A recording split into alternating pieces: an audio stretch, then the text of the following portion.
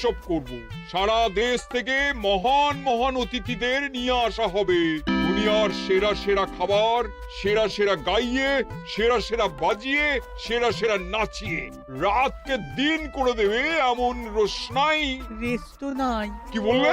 बहुत बढ़िया আপনার সোচ, लेकिन মাফ করবেন হুজুর, রাজকোষের অবস্থা খুবই খারাপ। উৎসব করার মতো তো রেস্তো নাই জাহাপানা।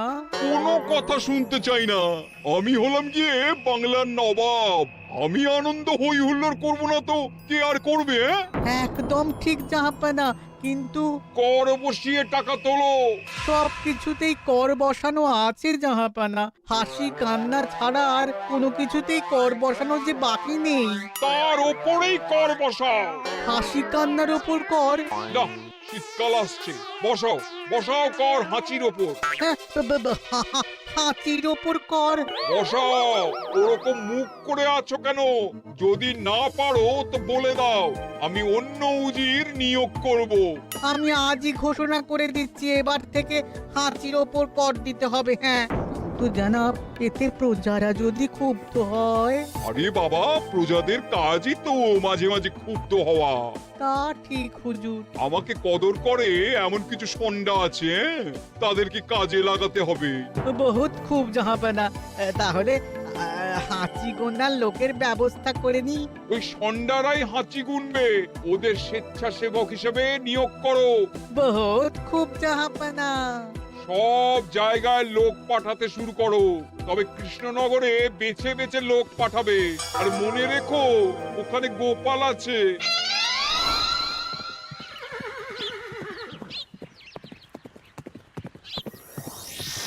সব জায়গায় কর আদায়কারী পাঠিয়ে দেওয়া হয়েছে জাহাপানা। আপনার কথা মতো তাদের বলে দেওয়া হয়েছে যে আদায় হওয়া করের 10% তাদের বেতন হিসেবে দেওয়া হবে। সুতরাং কর আদায়ে কোনো ঢিলেমি হবে না। বহুত আচ্ছা, বহুত আচ্ছা।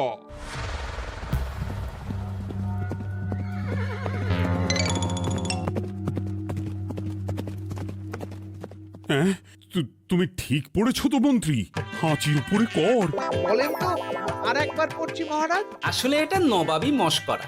আমাদের নবাব যে খুবই রসিক মানুষ তা তো আমরা দেখেছি। বারবার কৃষ্ণনগরের সঙ্গে রসিকতা করতে গিয়ে হাঁড়ি ফেটে রস একেবারে মাখামাখি হয়েছে, আর সারা গায়ে পিঁপড়ে ধরেছে। মশকরা নয়, একদম সত্যি কথা। হাঁচির উপরে কর বসানো হয়েছে, আর আমরা হলাম নবাবের খাস হাঁচি গোনার দল। আমরা এই কৃষ্ণনগরে থিতু হয়ে বসলাম বটে। এবারে হাঁচি গুনবো আর মোহর আদায় করব। গোপাল, তুমি কি বলো? সর্দার, তোমাদের এখানে আসা একেবারেই লোকসান হয়েছে। কেন মশাই? আচ্ছা, আপনি গোপাল? না না, আপনার কোনো কথাই শুনবো না। আমাদের বই বই করে বলে দেওয়া হয়েছে, গোপাল হইতে সাবধান। সর্দার, আমি তোমাকে সাবধান হতেই বলছিলাম। হাঁচি ধরতে গেলে তোমাদের খুব সতর্ক থাকতে হবে, কারণ এই কৃষ্ণনগরের বাসিন্দাদের শরীর স্বাস্থ্য এত ভালো যে এখানে কেউ হাঁচে না, কাশে না, ঢেকুর তোলে না, ইয়ে করে না। বলেন কি মশাই? এটা তো নবাবকে জানাতে হচ্ছে। যাও যাও, এক্ষুনি মুর্শিদাবাদে ফিরে গিয়ে নবাবকে জানাও। ওরে, কেউ এদের যাওয়ার ব্যবস্থা করে দে। ওই তো হেঁচেছে। হাঁচি এক। পুরো এক মোহর। হাঁচি দুই, দুই মোহর। আরে, এটা তো হাঁচির বাচ্চা, এটা তো ধরলে চলবে না। কেন? হাঁচি হলেই তো হলো। কি করব সর্দার? লিখবো? দেখ, একবার গুনে যখন ফেলেছি পুরো ছাড়তে পারবো না। আধমোহর লেখ। এটা কাশি, কাশিতে কোনো করের কথা নেই। ওরে লেখ লেখ লেখ লেখ লেখ। হাঁচি তিন, পুরো এক মোহর। হাঁচি চার,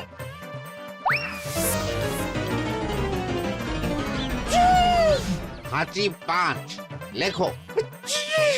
হাঁচি ছয়,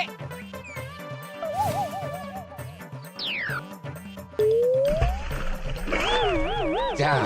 যা কি রে, শুনেছিলাম কৃষ্ণনগরের মন্ত্রীটা মাথা মোটা প্রমাণ হয়ে গেল। জল থেকে উঠবে যখন ঠান্ডা লেগে হাঁচি তো আরো বাড়বে। জলে বুড়বুড়ি উঠছে, বেটা জলের তলায় তলায় হাঁটছে, হাঁচি সাত। এখনো তো ফিরলো না, বেলা গড়িয়ে দুপুর হয়ে গেল। ভাববেন না রাজামশাই, আমরা যারা যারা এখানে এসেছি সবাই ধড়িবাজ লোক।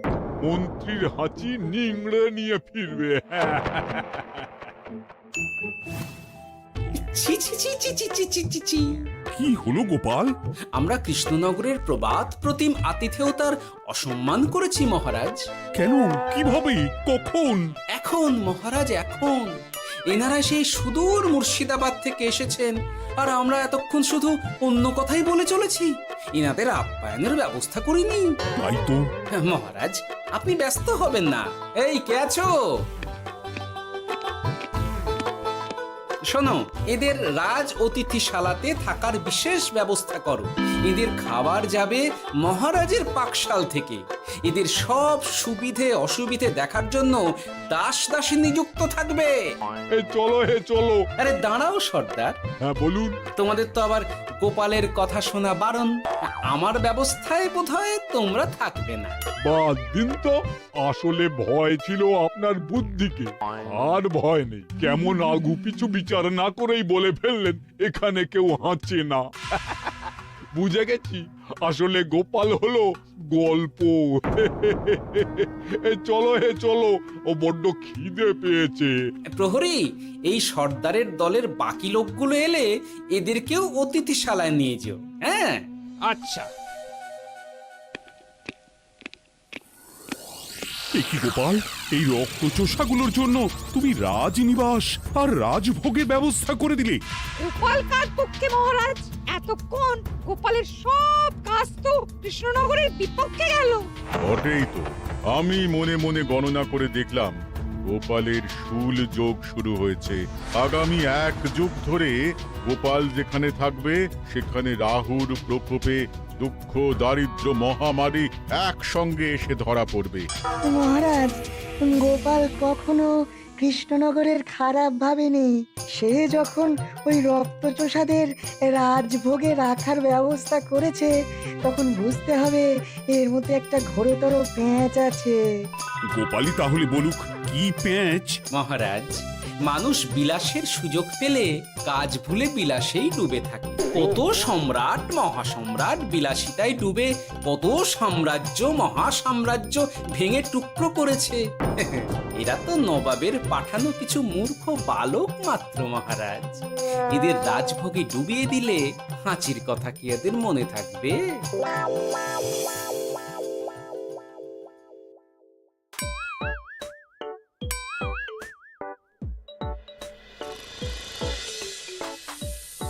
কি ব্যবস্থাপনা সব ঠিক আছে তো?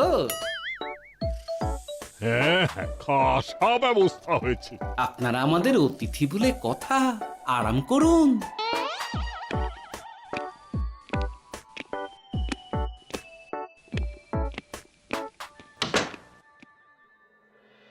বিজ্ঞানী, তোমার এই দুমুখ আয়না আবিষ্কার তোমার জীবনের সেরা কাজ। একদিক দিয়ে আয়না, অন্য দিক দিয়ে কাঁচ। কেউ জানতেই পারবে না যে তার উপর নজর রাখা হচ্ছে। অনবদ্য অনবদ্য।